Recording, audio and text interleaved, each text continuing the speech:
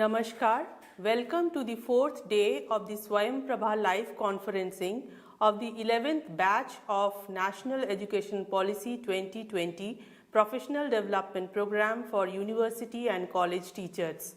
I am Dr. Gloria Kujur, one of the faculty members of STRIDE, IGNU, and one of the member of NEP PDP committee.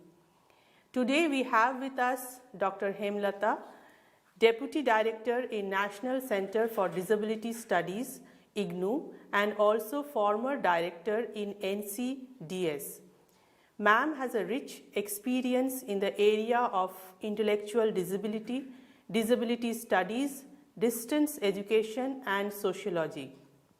Ma'am has written 2 books on disability and contributed in writing several chapters on disability studies.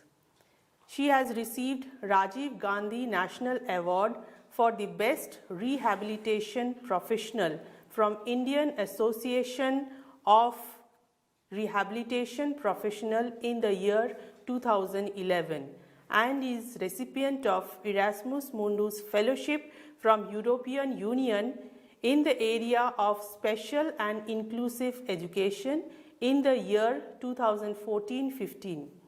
She is member of various committees of Government of India for framing the policies related to disability.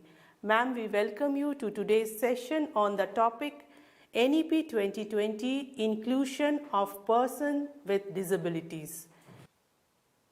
Today we are talking about NEP in context of inclusion of persons with disabilities. If we see education, because in 2020 when National Education Policy came, so it is clear-cut written in that policy that education is a great leveler and is the best tool for achieving economic and social mobility, inclusion and equality. Initiatives must be in place to ensure that all students from such groups, despite inherent obstacles, are provided various targeted opportunities to enter and excel in the educational system. So when we talk with this spirit of NEP 2020, we always think that inclusion of students with disabilities is there. And if we see like what is the scenario like regarding disability in India, because before going to the inclusion of persons with disabilities and talking about the national education policy, we need to think about what is the scenario as a country. If we see like we have around 140 crore population of all persons, and then there are 2.68 crore persons with disabilities. And this number is based on the census that happened in 2011. So this is the census that was done that time. And if we see the higher education system of India, it is world's 3rd largest education system. And in that context, we have only 4.65% students with the disabilities who go for higher education. And if we see like what kind of trained professionals are there in our country to cater the needs of students with disabilities. When a child with disabilities goes to a school, whether it is an inclusive school or a special school, we need to think about who are there to take care of their needs. So special educators, therapists and other paraprofessionals. So if we see all the professionals, including special educators and other rehabilitation professionals, as per Rehabilitation Council of India record, there are 1.9 lakh trained professionals in our country. So with such a huge population of persons with disabilities, we have this number of professionals who are trained to take care of persons with disabilities. Then we had Right to Education Act in 2009. And then there was an act that was enacted in 2016, that is Right of Persons with Disabilities Act. And if we say that in each school there should be one special educator. At least one special educator is there in a school, then the school can at least take care of the needs of children with different disabilities. So with this estimate also, if we go, so we need around 6 lakh teachers, special teachers in our country. So we have such a huge target, and this scenario is there. So with this kind of scenario, if we talk and we talk about disability, so let's see like what is the prevalence of disability in our country. So as I told earlier, as per census 2011, 2.21% persons with disabilities are there, and as per the census 2001, 2.1% persons with disabilities were there, and NSSO 2002, 1.8 persons with disabilities were there, and WHO talks about 10% persons with disabilities approximately. So, and if we see like the proportion of persons with disabilities in different kind of disabilities, because when this census was there, that time the number of disabilities was also less. So if we see like what is the per thousand, how many people with disabilities are there. If we see persons with visual impairment or those who have problem in seeing, they are 18.8%, in hearing 18.9%, in speech 7.5%, in movement 20.3%, mental retardation, now we call it intellectual disability, it is 5.6%, mental illness 2.7%, any other 18.4%, and multiple disability is 7.9%, and this data is based on the census 2011.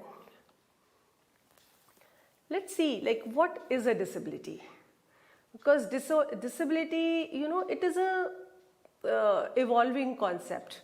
Now we talk about like if a person has a long-term physical, mental, intellectual or sensory impairment which in interaction with barriers hinders his or her full and effective participation in society equally with others. It means if a person has any physical, intellectual or sensory disability, and because of that, the problem is not because of that disability. The problem is that problem is because of the barriers that are present in our environment. So they are not able to participate equally with others. So the problem is with the system, because system is not able to provide them the facilities to work or to study or to do anything. So because of that, disability is there. So now nowadays we say disability in context of social model of disability, that says it is the responsibility of the society or the system to provide them the opportunities or to provide them the enabling environment. So let's see how many type of disabilities are there. So in 2016, Government of India passed this Right of Persons with Disabilities Act 2016, and as per this act there are 21 types of disabilities, and these disabilities are mentioned in this chart, and I'll go further like type of disabilities. One is locomotor disability. So locomotor disability means if a person has disability in movement, it can be in hands or in legs or one leg or in both the legs.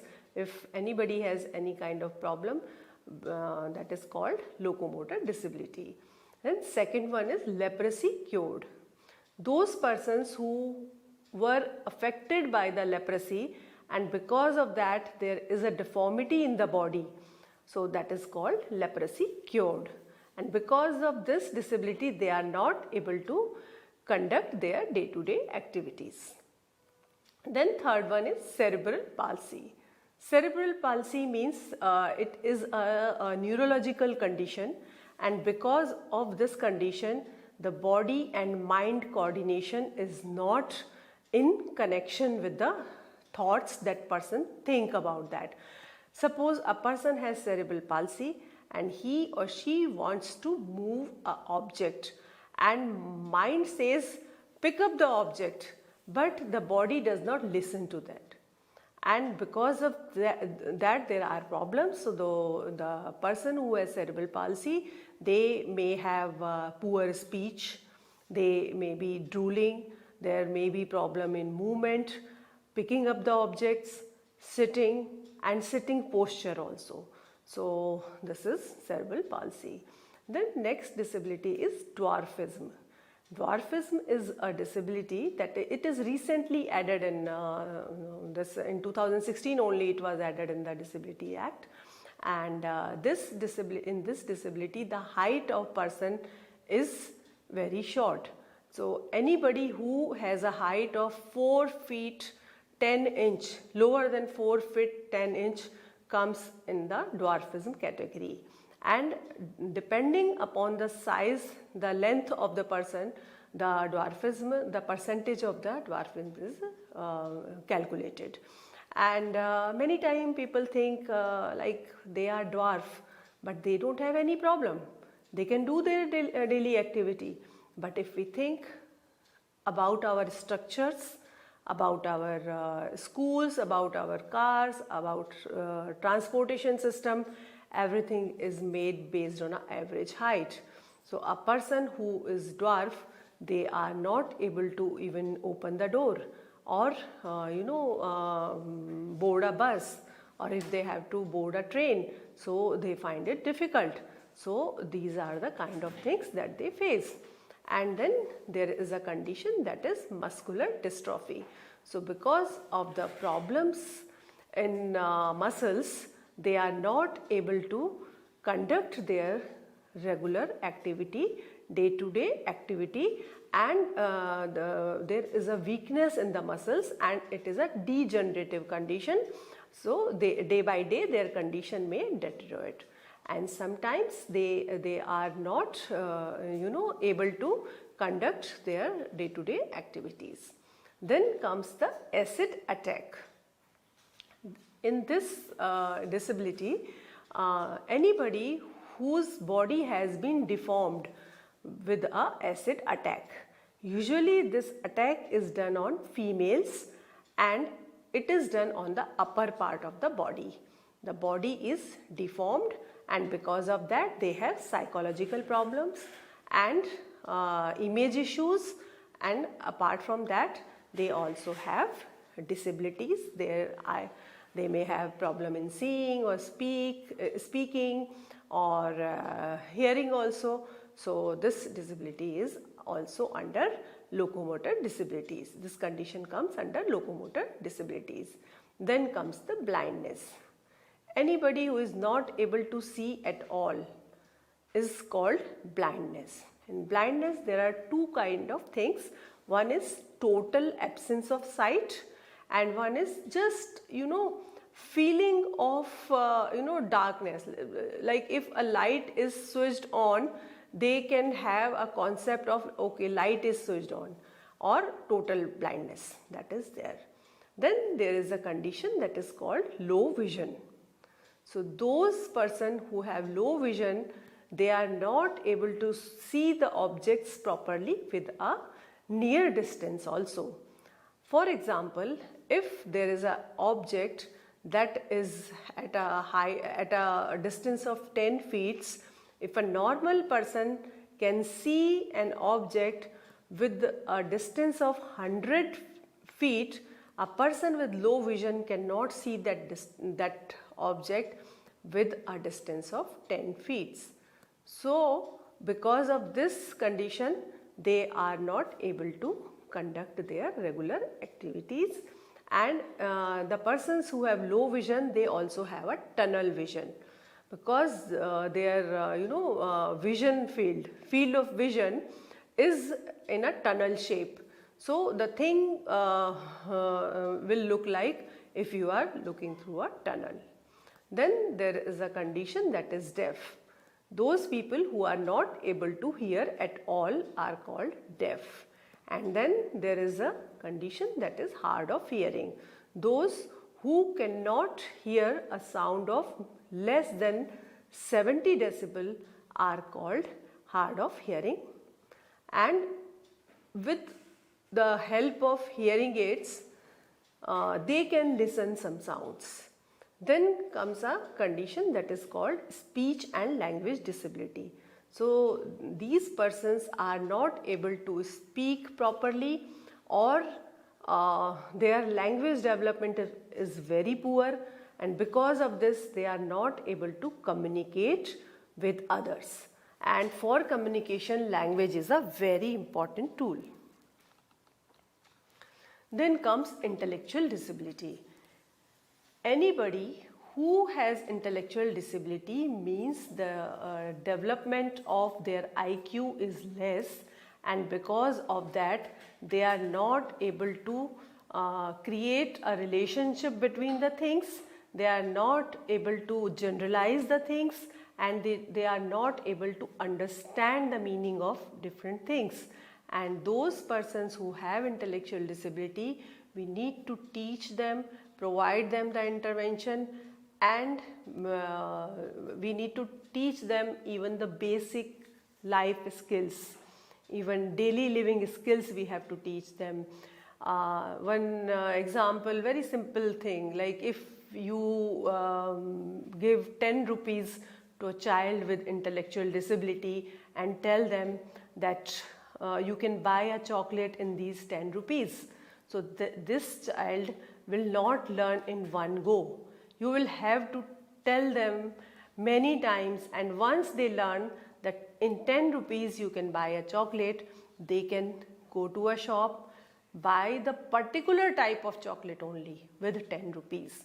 And suppose after some time you give them 5 rupees coin, 5 rupees coin, that is also 10 rupees, and ask them, okay, you can buy a chocolate from that. So these children will say, no, I need 10 rupees only. So this is the kind of thing, they are not able to generalize the things. And then comes the specific learning disabilities. Specific learning disabilities may be difficulty in reading, or difficulty in doing calculations or writing, or in any of these things or all of these things. So these children need to be taught in different manner. Then comes autism spectrum disorder. In autism spectrum disorder, the person who has autism, they are very self-centered, they want to keep alone, they have very fixed schedules, they don't mingle with others, their social skills are very poor, and if you make a routine for them and give them a proper intervention, then they can do certain type of activities. They may be very intelligent, their IQ may be very high, but because of social interaction, because of lack of social interaction, they are not able to connect with their environment, with their friends, with their families. So they are, they need a special kind of trainings. Then comes mental illness. In mental illness, there might be problem in behavior problems, or mood swings, or violent behaviors may be there, and mental illness can be cured with medicines, or many times it is not curable, or they have a severe kind of mental illness, so they need medication, and sometimes they need the institutional care also. And then comes multiple sclerosis. In multiple sclerosis, it is a neurological condition. In multiple sclerosis, the degeneration of various muscles is there, and many times the person is all right, and slowly they have problems, they can have problems in walking, they can have blurred visions, or sometimes they will have normal vision and then all of a sudden their vision would be blurred, or different kind of issues and problems, and movement problems or understanding problems may be there. And then comes the Parkinson's disease. In Parkinson's disease, they have, they have problem because it is also a neurological condition, and because of this they are not able to hold objects, or body parts keep shaking, hands especially keep shaking, and because of this they are not able to conduct their regular activities. And then there is a hemophilia. In hemophilia there is a problem of blood clotting. The blood clotting is not there, and because of that, if there is a minor injury, there is a lot of bleeding, and that can be fatal to person who is having hemophilia. And there is a thalassemia. This is also a blood related problem, and in this condition also there is a problem in the persons affected with this issue, blood related problem, and because of that they have sickness. The person who are having thalassemia, they are not able to participate in their school life or other issues, so because of this they have the disability. And then there is a sickle cell disease. It is also a blood disorder, and in sickle cell disease the cells of the blood in our body, their shape changes. Their shape changes like a sickle or like a half moon, and because of this shape, when those cells move, there is a pain. So there are a lot of painful event in the persons who are having sickle cell disease, and because of that they are not able to participate in different activities. And then comes the multiple disabilities. In multiple disabilities, the persons having may have 2 or more disabilities at one time. Like anybody can have intellectual disability as well as visual impairment, or one can have deafness and blindness, and very common is deaf blindness. So persons have both kind of problems. So any of the disabilities that are that I have explained, if 2 or more disabilities are together, then we say it is multiple disabilities. And one thing I would like to inform you all, that these 21 disabilities are there, and there are 2 very important things that we need to remember about disabilities. Anybody who is having these disabilities and have at least 40%, they should have at least 40% of the disability, then they can get the benefit of the government schemes. And apart from that, if they have higher, they have severe disability, more than 80% disability, then we say persons with higher support need, who need continuous support. So if we see like what are the life cycle needs of persons with disabilities. So if we see persons with disabilities, they have psychosocial needs, they are human beings, they stay in the society, they have psychological needs as other person, they want to meet people, they need to be in society, they want to greet people, so those needs are there. Then vocational needs are there, they also need to work or learn how to work, so those needs are there. Then their empowerment needs are there, they also need recreational activities, their educational needs are there, and then physio-medical needs are there. So these are the kind of needs that any person who is having disability has. So if we talk about like these needs in context of NEP, because when we talk about NEP, so it talks like from the childhood up to the higher education level, we need to provide them learning opportunities. So when we are talking about providing the learning opportunities to students with disabilities, so we need to think about these needs, or we need to think about how many types of disabilities are there and what kind of needs may be there. So when NEP was formulated, so the focus of our National Education Policy 2020 is on quality and application based knowledge, and it aims making new generation future ready. It intends that a child learn inquiry, discovery, discussion and analysis based learning. And these are the things that we always talk in special education and in inclusive education also. When we talk about we need to provide inclusive education to children with disabilities, so we always say that our children need to learn, and project based learning and the application based learning that is required for these students. If we see 5 pillars of education as per NEP: accessibility, equity, quality, affordability and accountability. These are very important things, and in terms of education of persons with disabilities also. They need to have accessibility of the education, they need to have accessibility of material, accessibility of educational institutions. They also need equity. Equity is very important for them.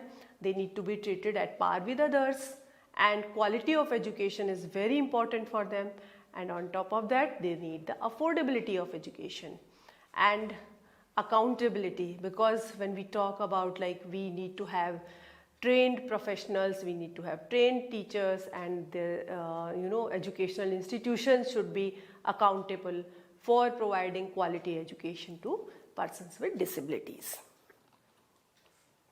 NEP 2020, if we see it with the lens of inclusion, so I am a special educator, so if I see the whole policy, it is speaking the language of special educators.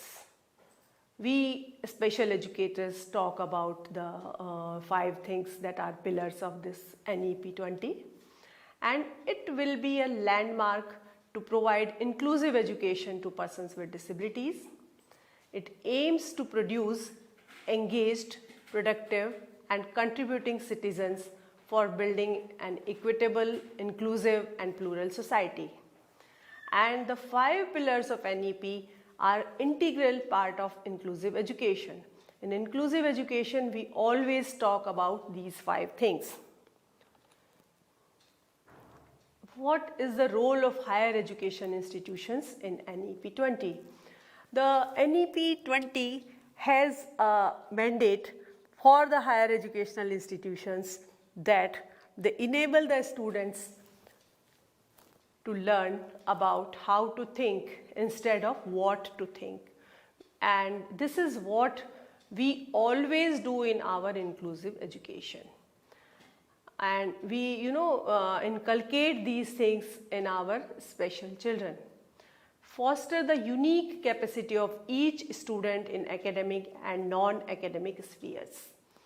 And in special education, we always say each child is unique, each child has a different need, and every individual has a different learning style. So we need to teach them as per their capacity, and that's why we in intellectual disability and in other disabilities also, we always prepare the teaching education plan, individualized education plans we make. And NEP is talking about unique capacity of each student in academic and non-academic spheres. For our special children, non-academic spheres are very important, and these are part of their school life. And apart from that, providing multidisciplinary education across sciences, social sciences, arts, humanity and sports. And this is very important for our special children also, because there might be some special students who are very good in sciences, but they are not able to study all the subject of sciences in one go. So they can take science subjects as well as art subjects, or humanities and social sciences and sports. So this multidisciplinary aspect of education is very important for our students. Apart from that, it emphasizes on conceptual understanding, and conceptual understanding is very important part of special education also. And NEP says that role of higher education institutions is full equity and inclusion. We need to provide equity and inclusion to our students with various categories, and in terms of students with disabilities, it becomes all the more important. Then academic bank of credits. It is a very important part of our inclusive education, and if our students are provided this kind of opportunity, they will have thing. Suppose they are studying and because of their poor health or because of other reason, if they left their study in between, they would be able to restart the things. They will be able to restart the things, because whatever they have learned, whatever they have done earlier, that is credited somewhere and they can build on that. So that is very important part. And then increased access, equity and inclusion through a range of measures, including equal opportunities. NEP talks about providing equal opportunities to persons with disabilities and other groups. It talks about providing scholarships to them so that they can take part in different educational activities. It talks about online education. Open and distance education is very important part of NEP, and for students with disabilities, open and distance education is a very powerful tool, because they can study at their own pace, and they can get education at their own place also. And accessibility of infrastructure, that is very important, and then accessibility of learning material. So we need to take care of the accessibility of learning material for students with disabilities. Then credit-based courses in areas of community engagement and services will be helpful for students with disabilities. So they need to be engaged in different community activities, and with that they would be able to have a connect with the community also. And multiple exit plan is also a very important for them, at least if they have undergone a program and they are not able to complete that program. So if they want to exit after 1 year, so they will have a diploma with them. So this kind of thing is very important for them also. And then policy provides optimal learning environment and adequate student support. So this is a very important part of policy in terms of inclusion. And if we see like what this policy talk about socially and economic disadvantaged groups, the policy says that special focus should be on SEDGs, that includes gender, socio-cultural differences, disabilities and geographical differences. And it talks about that there should be special educational zones also if there are more student at a particular place. So there should be provision for these students so that they can learn. And it says that initiatives must be in place to ensure that all students from such groups, that is SEDGs, that despite inherent obstacles, they are provided various targeted opportunities so that they can enter and excel in the educational system. So that is a very important part for inclusion also, and inclusion of persons with disabilities as well as persons from other disadvantaged groups. And systemic support in higher education institutions. So if that kind of support is provided in higher education institutions for inclusion of persons with disabilities, so it mitigate opportunity costs and fees for pursuing higher education, and they need to make admission process more inclusive, make curriculum more inclusive, and increase employability potential. Then ensure all buildings and facilities are wheelchair accessible and disabled friendly, so that persons with disabilities or students with disabilities or faculty with disabilities can go to each part of the education system, each part of the university or college, and they don't feel any hindrance in their education. And develop bridge courses for students that come from disadvantaged educational backgrounds. Suppose they are not very well versed with English language, so we need to provide them the English language courses, or if the students are coming from they are well versed with English but they need to be taught Hindi, so that thing should also be there. So we need to provide bridge courses depending on the need of the students with disabilities and other disadvantaged groups. And suppose there are students who are not very well versed with computers, because they are from disadvantaged groups, they have not been able to learn the computers. So in our educational system we need to provide them that kind of exposure, some extra classes from bridge courses for them, and those things should be helpful for them. And then provide socio-emotional and academic support and mentoring for all such students through suitable counseling and mentoring programs. So that is very important in any educational setup.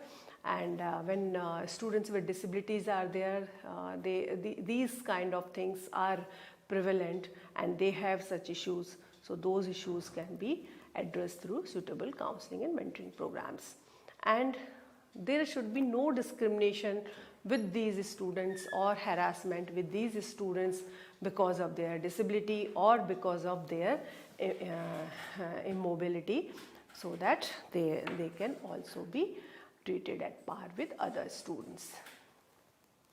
NEP 20, what equity and inclusion it is talking? It says earmark suitable government funds for education of SEDGs, and disability is one part of SEDGs. Then enhance higher gross enrollment ratio for SEDGs. It says enhance gender balance in admission to higher education. It says enhance access by establishing special education zones containing large number of SEDGs. Then it focus on that we need to talk about teaching in local languages. And then it talks about scholarship for SEDGs, and then support technology tool for better teaching outcomes. So these are some of the things. And if we see what are the major concerns of persons with disabilities. First major concern is very few quality content for students having disabilities is there. Like if we see, like books are there, but if there are students who are having blindness, they are not able to read that material. So the availability of that material in accessible format, in soft copies, in EPUB format is not there for all the books. So that things should be taken in mind, kept in mind while providing them the learning opportunities. And then for those students who are having deafness, it is very important that Indian Sign Language should be there, or if a student are not able to understand what is there in the college life, or in practicals, in classrooms, there are various activities, various things that happen. If the students are not able to understand, because those things, everything is not written in the books, so we need to provide them these experiences or these information in sign language. Then availability of proper educational material in local languages, sign language, braille, accessible format, that is very important. And accessible campus life. Accessible campus life means not only classrooms or teaching material. The students might be interested in taking part in the games, in the recreational activities, in annual day functions, or in many programs that are conducted in the campus. So that should be accessible for them. And apart from that, accessible transport, that is very important. The means of transport should be accessible for persons with disabilities. And then these are few suggestions like what can be done for them. Committee of experts should be constituted in each university for preparing some models based on NEP principles for facilitating the students having disabilities. So like if each higher education institute or college or university has that kind of thing, because based on the local need, they need to provide them the opportunities and facilitate these students. And then customization of educational contents for the students having speech and hearing impairment and visual impairment, that is also very important. Then need to work for teaching Indian Sign Language in the mainstream society. At least they should have some basic sign language knowledge, or like they should be sensitized. They should be knowing like how you need to interact with the students who are having hearing impairment. Then there must be inclusive and effective participation of all stakeholders. So that is very important. And sign language has recently been recognized as a language. So some of the educational institutions need to take a lead to offer programs in sign language as a language course. And Indian Sign Language must be the second and third language to be introduced in the school curriculum also. Like in the schools, the students are given choice whether you take Sanskrit or French. So similarly, if Indian Sign Language is also introduced in that manner, that would be a very good thing and it would go a long way. So there are some recommendations for higher education institutions. One is conduct outreach on higher education opportunities and scholarships so that persons with disabilities are aware what are the things that are available for them. Then make admission process more inclusive.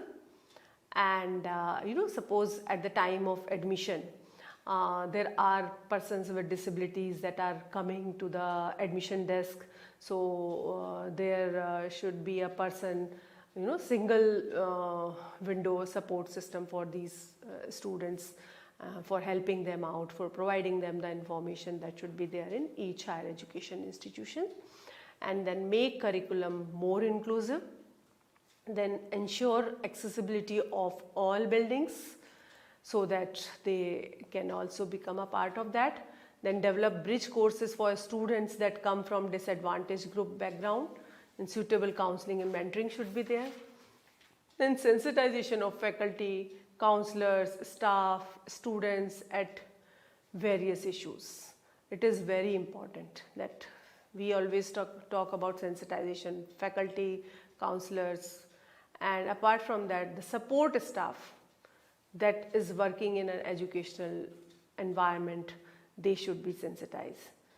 If you have a security guard in your university or your college, that person should be aware like how to greet a person with disability, or if a person with disability comes to that institute, what should they do, so that the first contact point, at first contact point only, they are helped and they feel that they are a part of this system and they don't feel neglected.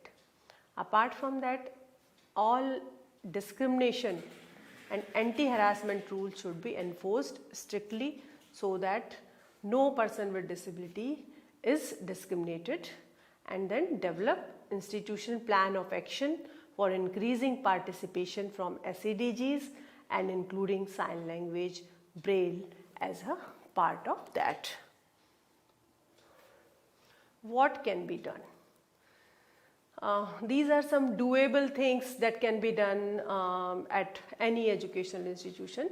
Sign language, braille, assistive technology at early age, then standardizing Indian Sign Language, then sign language, braille and assistive technology in curriculum, or if you cannot make it a part of curriculum, at least give some assignments based on these things.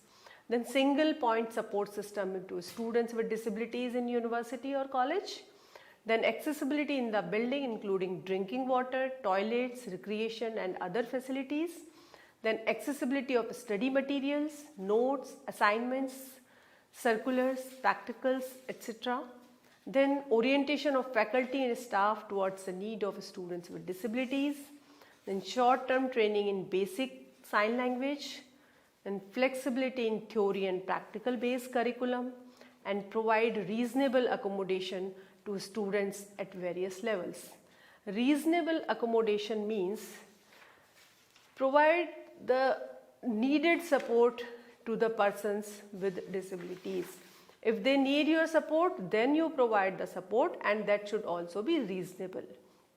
One example is of this reasonable accommodation is, suppose a student has to do a dissertation for their work, for their studies, and as a teacher or as a counselor, you can provide them the material or help them.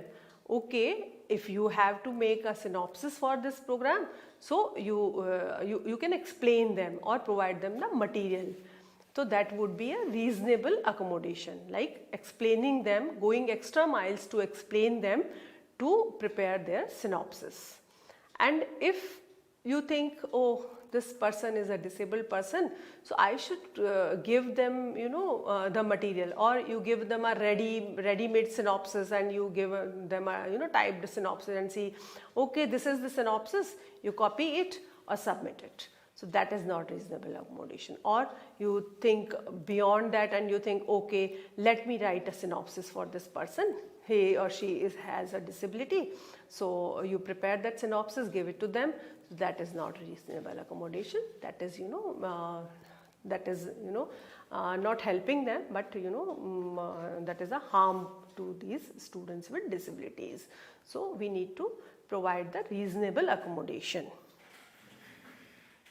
So with these kind of things in higher education institutions, we can provide support to students with disabilities, include them, and the principles of inclusion that is mentioned in our NEP 2020 can be realized. And I hope with these kind of things you would be able to provide the support of students with disabilities that are enrolled in your college or your university or your institutions. Thank you. So viewers, with this we will conclude today's session. I once again thank today's resource person Dr. Hemlata for a very enriching session.